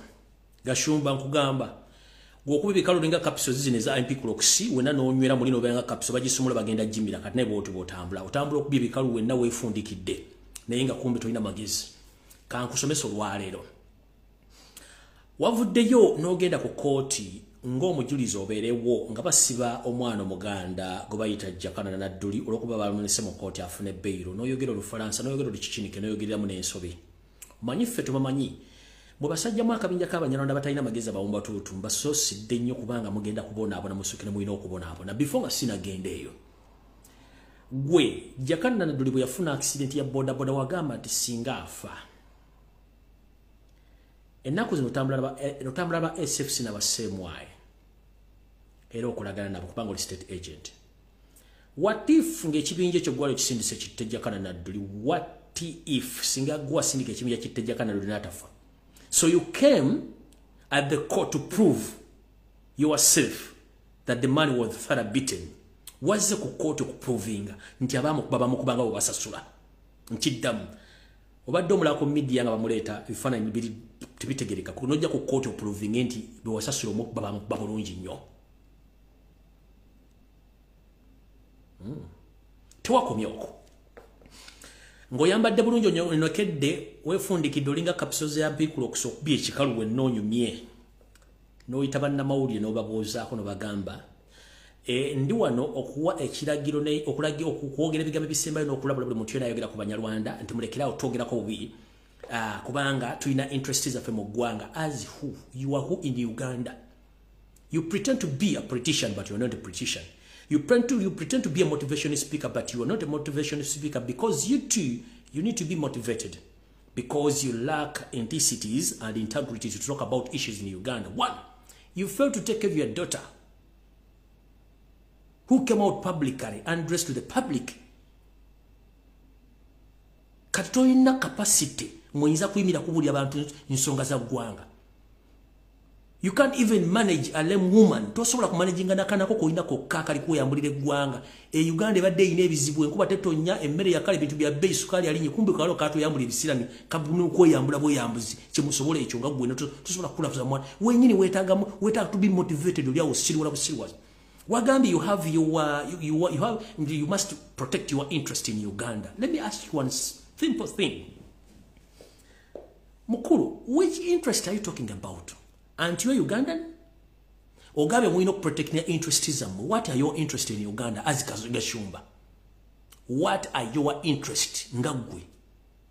Kubanga fena tumainti, if I'm holding a Uganda national identification and passport, ndimuna Uganda. So before you come on television to attack someone, to talk bogus, please first identify yourself with proof that you were Rwandi. One. Togenda nga ko Rwanda dewe kubi ekifaananyi ng'oli Rwanda. That means you are not a Rwandi, you are Ugandan. Togenda nga ko Rwanda ko TV kebe radio noyogerayo kigambo kyonna kya Rwanda kubanga oli munda Uganda. So wesiwaza bakusiriwaza wayika Windows.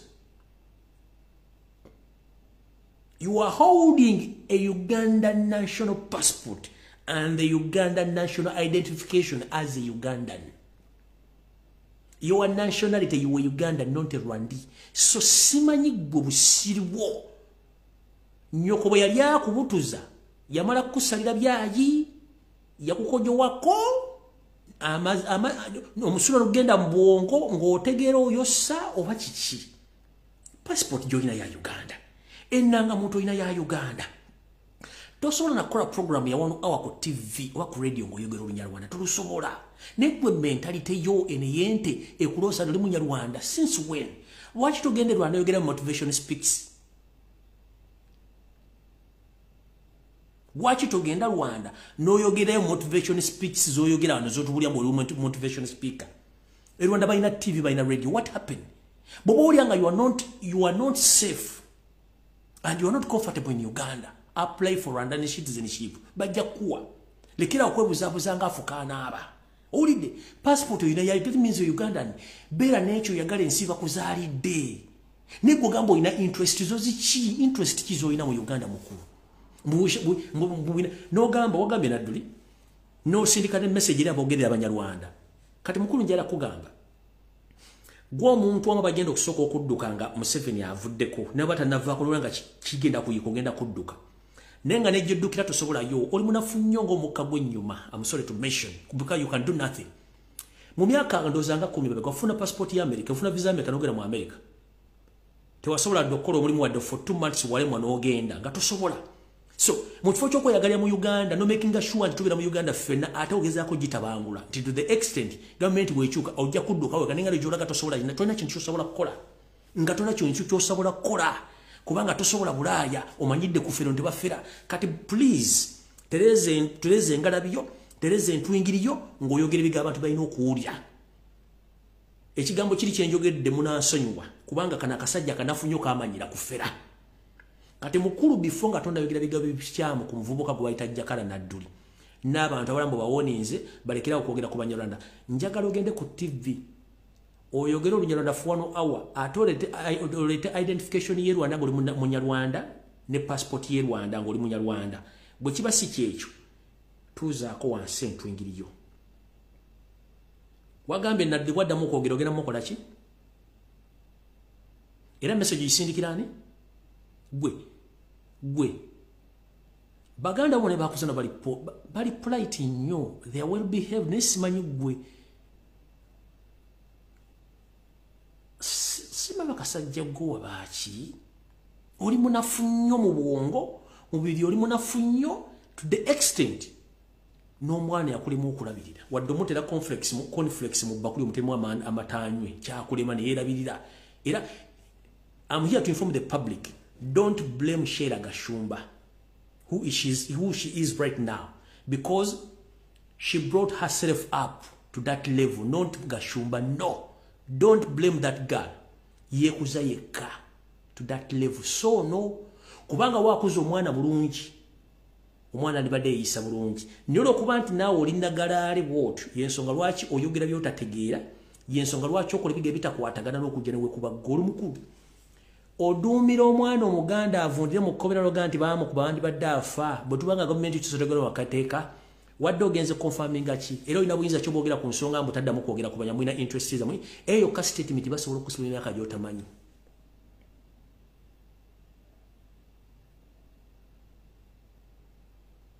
Statement gye wakoze ng'oze ku witness nga kukomera n'ogamba tibaddamu passport gy'olina ya Uganda beera n'ekyo ky'olina oli munna Uganda kuba constitution etugamba bweti munna Uganda yenna azalibwa mu Uganda era abira n'ebyogera nga bya Uganda era ffena tuli banna Uganda naye gwe okuva enoga nti mwina interest zammwe mwenga baani odde ku mwana omuganda omusiige ettomyo yagala affe mu nsi okujja gye bamuzaala gwengaani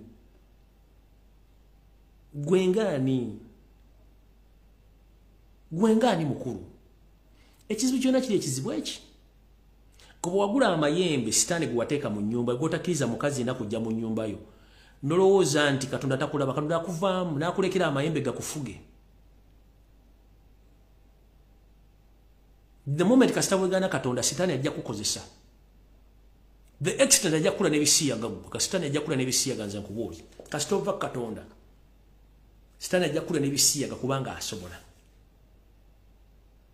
naye weegendeze musajja gwe empana gy'otadde kujjakana nze nagamba totegana guba oyagala nsanga wano wendi nagamba totegana ate empana gy'otadde kujjakana nadduli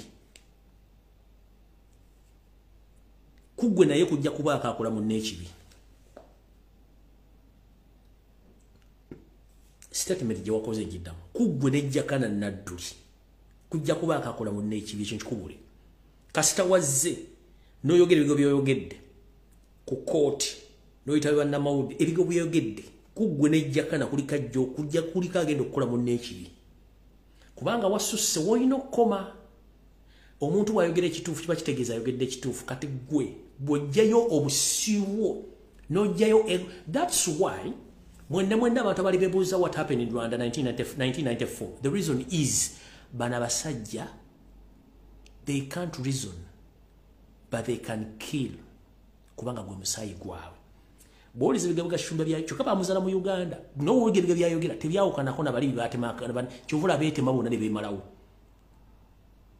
which is impossible in Uganda kuba ffe tusobola okwogera tukkizanya abantu ne if omuntu najjako naga singa yafa singa baamutta tukitegeera tutya nti gwe kenyini wali mu luko lwamutomeza boda mweyagala mmotta era waze ku kooti okumanya baamukuba batya n'otukwokogera ebigambo ng'owooninga omwana omuganda ali ku ttaka lya bajjajja be nti taddamu kwogera ku nsonga z'Abanyarwanda mulina interest which interest kati awo ngenda kuvaawo sigenda kulwako naye njagala oddemu oyogere ng'oyogera n'ensi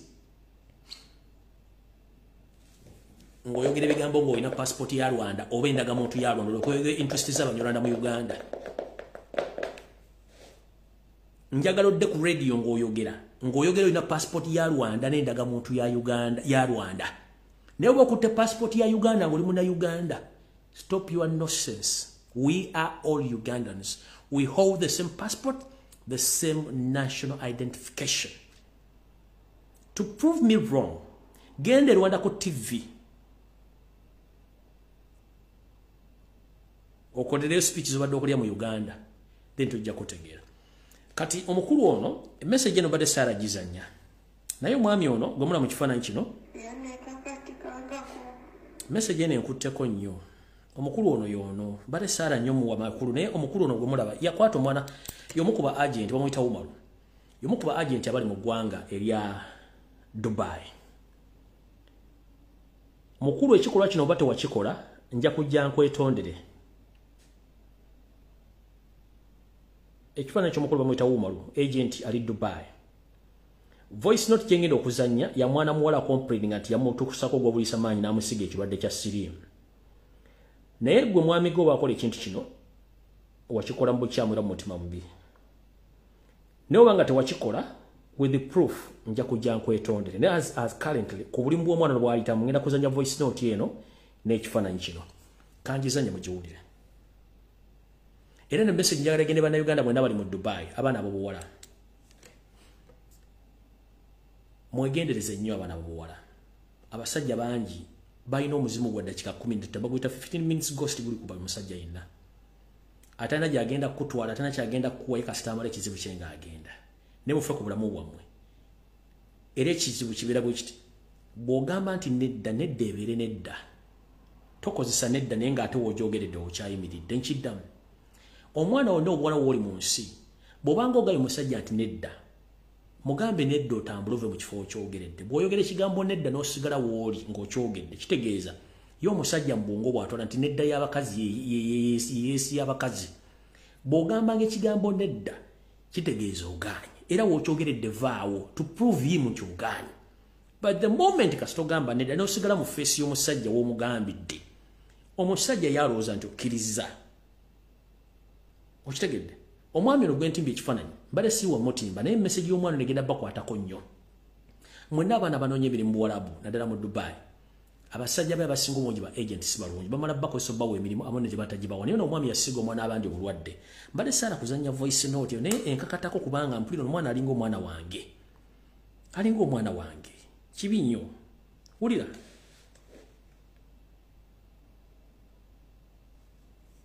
UAE people, be careful.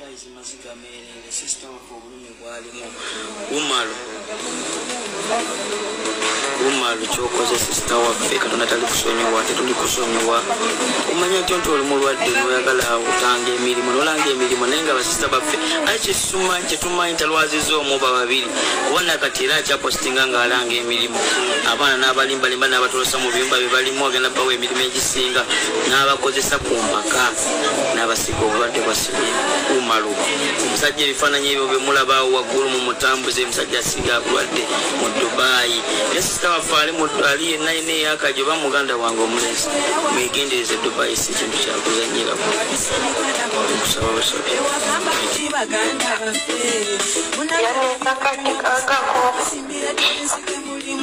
nakozesa amala okukozesa nefuna obulumi obuyitirivu nempuliranga omuntu gwe bayiridde kamulali so kati sina muntu mulala oyo yekka Umalu omutima gwange gwe gusibiddeko sayagala musajja mulala Dubai sina musajja gwe nalinzemu okwagala okulyako oyo yekka sina mulala Umalu yayanziga atasawazira neme munoonya nsimulaba lita Umalu yayanziga obulwadde kibi nnyo sina musajja mulala gwe ndagagala Umalu obuto obulumi obutagenda wona kyokka baamugobye ku mulimu omusajja yali wano e Dubai kuba omwana yava e Uganda giri myezi 2 nga mulamu yakola ne medical nga mulamu naye yono gali gwe yebaka naye wano e Dubai yamusiiga obulwadde kuba Uganda yamalayo only for 3 weeks n'akomawo e Dubai ate talina omusajja gwe yebaka naye yebaka nono gali and the guy is in Dubai ekisukira ku kifaananyi ky'omusajja asinikira ku kifaananyi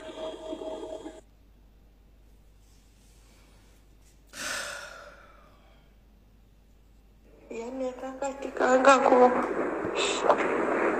nankozesa namala okukozesa nefuna obulumi obuyitirivu nempuliranga omuntu gwe bayiridde kamulali so kati sina muntu mulala oyo yekka Umalu omutima gwange gwe gusibiddeko sayagala musajja mulala Dubai sina musajja gwe nalinzemu okwagala okugyako oyo yekka sina mulala Umalu yayanziga atasawazira neme munoonya nsimulaba lita Umalu yayanziga obulwadde sina musajja mulala gwe ndagagala Umalu Umaru yatusa kubuna obulumi obutagenda wona. Omusajja yali wano e Dubai kuba omuwala yava e Uganda.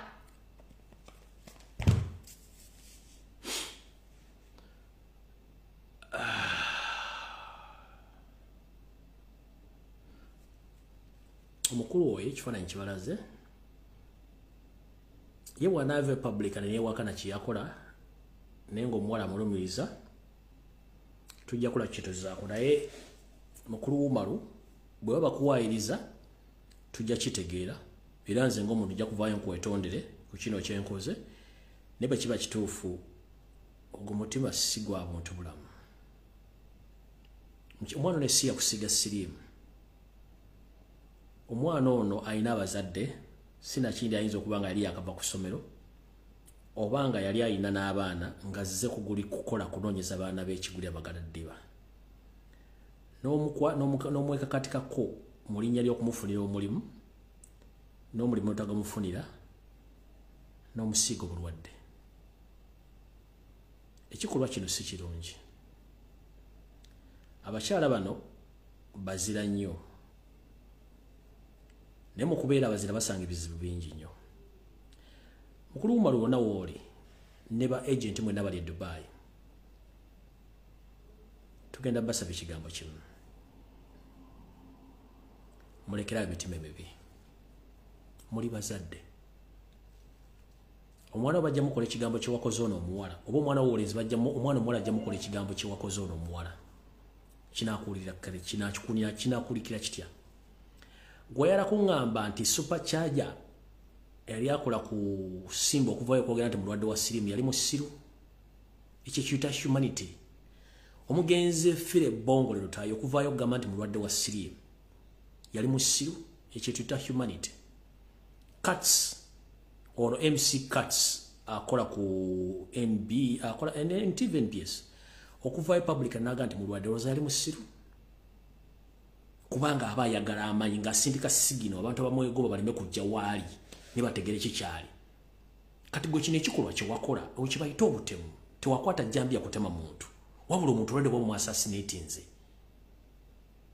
Psychological torture gye bamutaddeko kibi nnyo. Abantu bangi bavudde public ne boga nti ni mulwadde wa siriimu kubanga bw'afulumya ekigambo nti gundi ndi mulwadde wa siriimu n'omuntu yeesikamula agamba nti okentegedde omuntu mulwadde mmanyi wenkoma naye.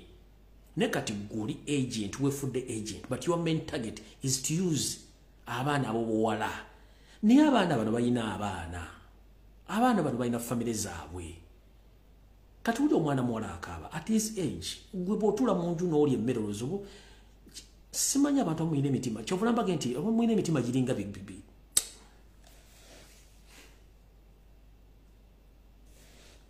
Omuntu bw'omugamba nti ndi kino omuntu ategeera than keeping quiet n'omusiiga ng'omanyi. In fact ogwo musango okusiiga omuntu obulwadde intentionally musango. Amanyi Umaru mutegeeze ng'obudde bukyali nti famire y'omukyalo in fact kambategeeze famire y'omukyalo ono omwana omuwala namwe bamukozeko interview mutegeeze omukyalo ono agende ku Interpol e Kampala agulewo omusango ng'agugula ku mwami Umaru ono gwe yasanga mu ofiisi ye Dubai n'amulaga nti ayagala kufuna mulimu. Umaru n'amutuusako obubulisa maanyi n'amufunisa siriimu kubanga mu constitution ya Uganda okufunisa omuntu obulwadde n'ekigendererwa guba musango gwa naggomola gwenkanankana n'okutta omuntu. Mugula omusango ku Interpol bajja kusindika ebbaluwa ku Interpol e Dubai Umaru bagenda muzze e Kampala nga tebalina gwe bewozezaako. Eyo y'endowooza yange ng'omuntu bwe ndowooza bwe kikola. Mwana muwala ono bw'aba nga asobola ne famire ye bagende e Kampala ku kitongole ekya poliisi y'ensi yonna. Omwana ono awe statement ajuwe Interpol. Interpol egenda kusindika ebbaluwa bakuntumye gisindikire Interpol ya Dubai. Ono Umaru ajja kubeera e Kampala bamuvunaana omusa ogw'okusiiga omuntu obulwadde n'ekigendero eky'omutta.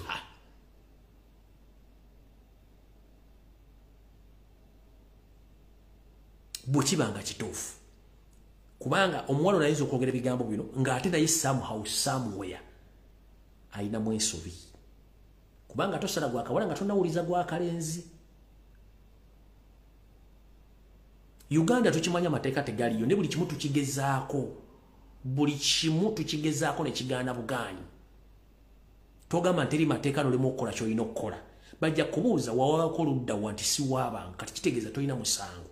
Ne bw'owaaba n'oba n'obujulizi obulaga nti wawaaba kiba kitegeeza nti osobola okuprovinga omuntu nawaaba ne bannemesa. Naye n'omukulu ono musaba publicly ng'omukyalo bwe yaclaimings nti wamutuusaako ekizibu kye publicly naye vaayo oyogera amazima ku kiki ekyaliwo oba weegaana oba okkiriza. Nze sikublaming nga tonnavayo kwogera kiki kyaliwo between you and this guy. Nenze nkugamba nti singa kinaavaayo nga oli mutuufu nja kujja kwetondere era n'abantu abala bakozeko programu eno nabo bayinza okuba ne bakwetondera singa tunasanga omuwala mukyamu oba teyabujja ku ggwe naye omuwala akiraiminga ggwe. Nze nkugambidde openly singa onova publicly n'obuulira ensi what went wrong nja kuvaayo nkwetondere kuba sina kikyamu kyenkoze nze nzanya information gye bampadde naye ng'omuwala mugamba bw'oba olina case ng'okimanyi tolina proof omusajja ono yakusiiga obulwadde constitution ekuwa obuvunaanyizibwa okuwabira omusajja ono era omusajja ono basobola omusiba bamutukola ki ne bamugulako omusango ogw'okusiiga obulwadde n'ekigendererwa ekyokwagala okusiiga obulwadde byebyo. Naye nga mwami gwe osobola okuvaayo n'obuulira ensi kiki ekyatuukawo omuwala alimba oba talimba. Nkiddamu mukuluumalo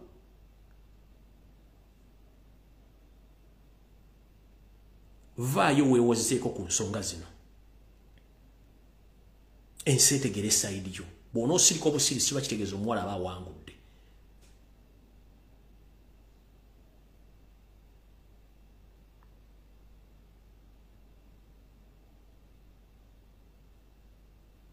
Wano wenfundikira nga nti kikiso kya mbuzi kirekerera omussi ne kitundira omubaazi. Saa zino tutunulidde ggwe naye tetunnamanya sayidi yo. So oli waddemba okuva ng'okozesa omutimbagano n'ogamba nti ekintu kino sikikolangako kyali ABCD ensi nayo neekutegeera. Kati gy'omuwala najja n'approving ensi kiki ekituufu kyayogera. Sigenda kusokkako wano. Mukama aba 13 mpeera musibe bulungi mweraba. Tujja sinkana olunaku lwonna olulala andowooza ku Sande nyinza obutalabikako kombi mulimu Bulange mmeka mbategerereze nkiddamu. Ku Sande nyinza obutalabikako mu mulimu Bulange Mmengo so mbasirabise saagala mu nninde nnyo nyinza obutalabika ku Sande ku sabbiire za buli nnaku. Naye nga mbategeeza musomesa Pato Uganda gyali talina buzibu lwakuba nti ebyuma by'amasannyalaze gabiyitamu akyageza kutentekanya studio ye agenda kudda essaawa yonna. Mulwanyi munnammwe Elizabeth Odowa ali mu komera ya Facebook okumala omwezi mulamba. Tuza mutegereza Elizabeth Odowa omukyalo ya commenting enya wandika enya postinga ali mu komera ya mwezi mulamba so tali ku internet pages zonna bazisiringa nange yabe bali bagihackinga all along bali bajagala so tulina obuzibu ku internet kuna abantu batuli bubi. So Pato Uganda studio yayitamu omulira masanyaze akyagikolako. Elizabeth Odowa ali mu komera ya mwezi mulamba ku internet tali ko bamusalako. Ninsima gift manyi kwali n'abantu abakyakola so mutalaba please babairamu n'obuzibuzibu butonotono njagadde bategeeza ndoza mutegedde bulungi abadde babuuza Elizabeth Odowa ali mu kumenya Facebook Pato Uganda amasanyaze gaali awo byuma bye ali mu kutereza studio aballa bajja kujja mpola nga bategeeza so ndoza mutegedde bulungi nnyo tiwali kirala kye mumbuuza ku Sunday temuninda nyizo kuddamu ku Lwokubiri nyizo in fact tulabagane ku Tuesday tulabagane ku Tuesday Kamaru twazine ennaku tomorrow is Saturday, Sunday, Monday, Tuesday. Tulabagane ku Lwokubiri. In fact katuna bana abasimye mukaba 13 mpeera naye nga drone zitamye okukwata abantu mwegendereze nnyo bana Uganda buli mujja otambula na gyobera niyo okusingira ddala mwenna abaana bavuga boda nga mwagala enkyukakyuka mwegendereze nnyo namwe abaana ba people mwenna ba foot soldiers no message kesembeyo giri badde njirabidde.